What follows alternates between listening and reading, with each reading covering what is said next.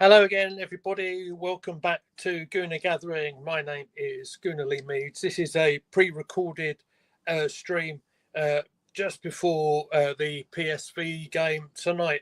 I wanted to cover a few things on this video. I want to briefly talk about our last game against Nottingham Forest.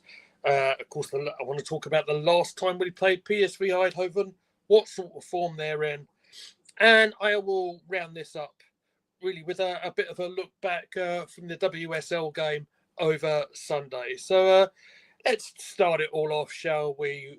Just briefly talking about, it seems like a little bit of a while ago now, that drab and disappointing 0-0 draw against Nottingham Forest. That it's hard. It was hard to get excited about, and it was a difficult watch on everyone's front. I think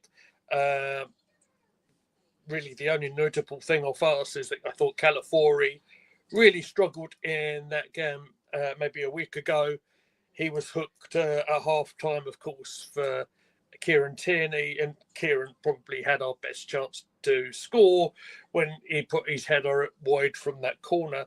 That game was, I would suggest, has probably had buried our chances of winning the Premier League. I think that's, I mean, what seemed unlikely to start with anyway is even more unlikely now.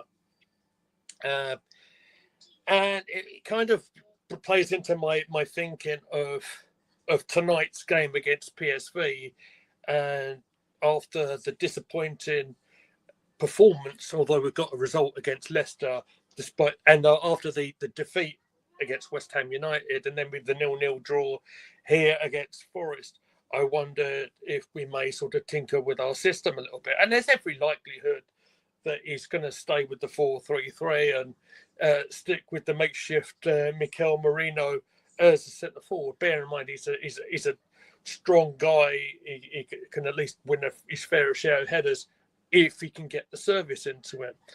But and it's unlikely, being that the defence has been our strong point, that I would say it's unlikely that the system of playing a back four is going to change. You could go to a back three, play wing backs, and that's something I know a few people have talked about. The only way I do see things changing maybe a little bit is, instead of Calafori playing tonight, I would imagine Miles Lewis-Skelly comes back into it, because I think he's very good going forward as well. He should help the attack going forward. And we shall say. We shall say. What are we now? As I'm recording this, it's approaching 6 o'clock. As this goes out, we'll probably know who is playing. The other options, of course, up front, I mean, Raheem Sterling continues to underwhelm. Of course, he only had a cameo against Forest. Didn't really do much. Couldn't do much in that time, perhaps. But I don't think it's likely he gets a start here. There's a bit of a call for the other young lad. His name's actually escaped me, but the academy kid who actually debuted in this competition as a late sub could come in. But it's a big game for an academy player to come in and make a full debut. So I don't think that's going to happen. Want to talk about PSV a little bit.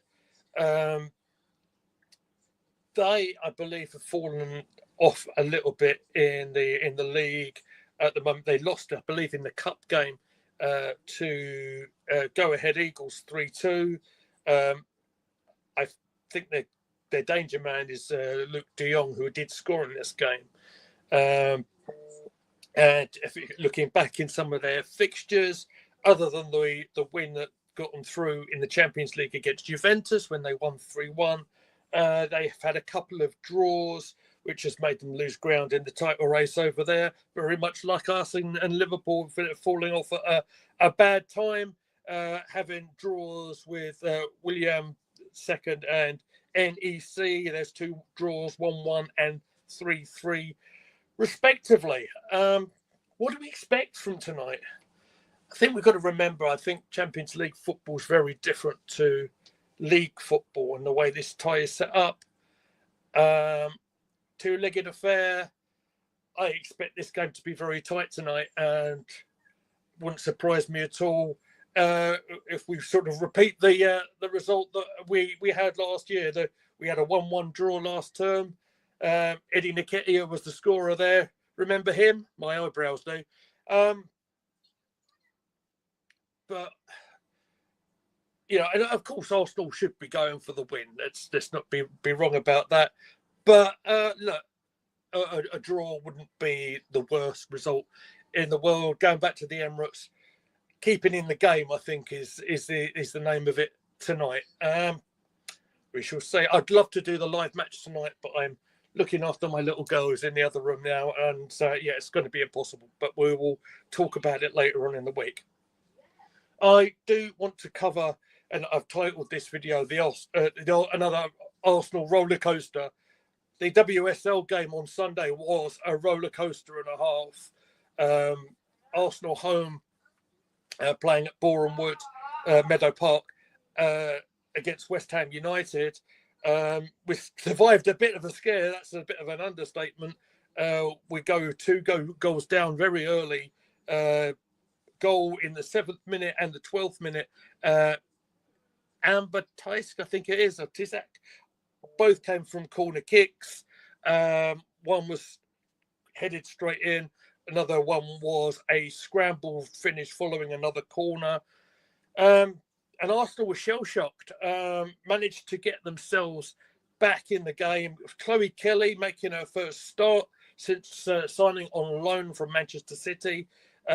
Came in on the blind side, assisted by Caldente, who got the goal back right on half-time. So made the team talk a little bit different, maybe a little bit easier. However, very early in the second half, West Ham go further ahead, 3-1.